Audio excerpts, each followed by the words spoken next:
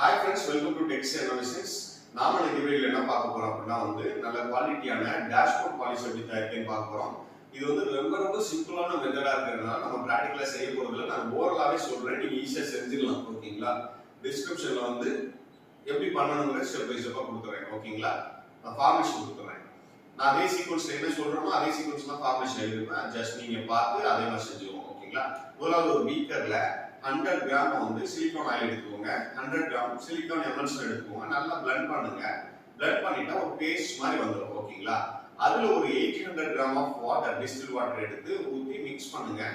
ஒரு வாட்டரான ஒரு சொல்யூஷன் கிடைக்கும். ப்ராப்பரா மிக்ஸ் ஆன பிறகு சிந்தட்டிக் திக்னர் நீங்க ஆட் பண்ணுங்க. ஒரு 10 கிராம் 15 கிராம் ஆட் பண்ணி இது பண்ணீங்கன்னா உங்களுக்கு ஜெல் ஆட்டம் பேஸ்ட் ஆட்டம் மாறிடும். ஓகேங்களா? பேஸ்ட் ஆட்டம் மாறும்போது நீங்க அப்ளை பண்ணும்போது அந்த அந்த ஒரு ஸ்மூத்னஸ் கிடைக்கும். நீங்க அதிக தூரம் அப்ளை பண்ணலாம். ஓகேங்களா? தண்ணியா இருந்தது அப்படின்னா பட்ட உடனே அந்த இடத்துலயே ட்ரை ஆயிடும், கீழே வலிஞ்சு வந்துடும். அந்த மாதிரி விஷயங்கள் இருக்கு. அதனாலதான் நம்ம திக்னிங் பண்றோம். ஓகேங்களா? திக்னிங் பண்ணி நீங்க தாராளமா யூஸ் பண்ணலாம். ரொம்ப சிம்பிள் ஸ்டெப்ஸ், நீங்களே ஃபாலோ பண்ணி செஞ்சுக்கலாம். மற்றபடி இது பிசினஸ் எடுத்துட்டு போகணும். நீங்க ஒரு கார் கேர் வச்சிருக்கீங்க, இல்ல இந்த கார் கேர் ப்ராடக்ட்ஸ் பண்ணி நான் மார்க்கெட்டிங் திறமைக்கு நான் வெளியில செல் பண்ண போறேன் அப்படின்னு நீங்க சொன்னீங்கன்னா நீங்க இந்த மாதிரி ஃபார்முலேஷன்ஸ் பயன்படுத்தலாம். யூபி ஃபார்முலேஷன்ஸ், இதுக்கு இண்டஸ்ட்ரியல் ஸ்டாண்டர்ட் ஃபார்முலேஷன்ஸ் இருக்கு. அந்த ஃபார்முலேஷன் பண்ணி நீங்க செய்யும் பொழுது உங்களுக்கு நல்ல ஃபீட்பேக் கிடைக்கும். உங்களுக்கு ப்ராப்பரான ஸ்டெபிலிட்டியோட இருக்கும் ஃபார்முலா. ஓகேங்களா? ஸோ அந்த மாதிரி மெத்தட் போங்க.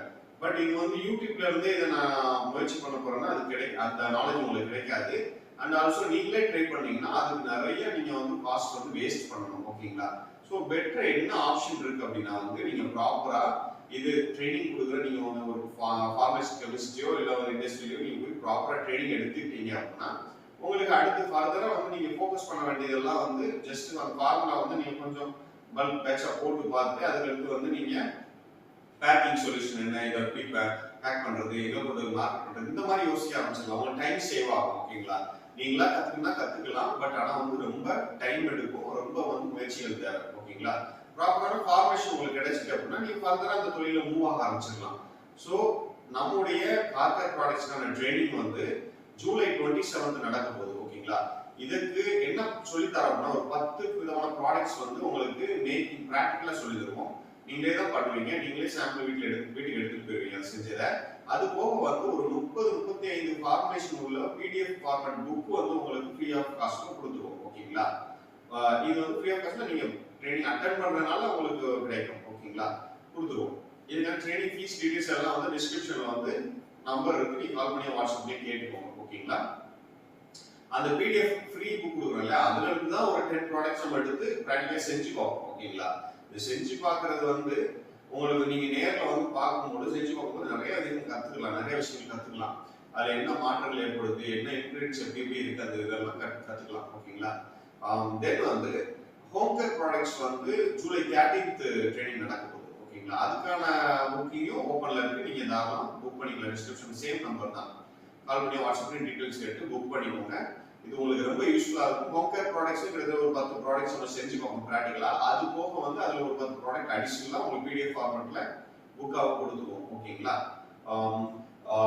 ஆக்சுவலி இந்த home care products, car care products எந்த இண்டஸ்ட்ரியா இருந்தாலும் உங்களுக்கு ஃபர்ஸ்ட் நீங்க ஃபார்மேஷன்ல இருந்தா ஸ்டார்ட் பண்ணி ஆகணும். ஓகேங்களா?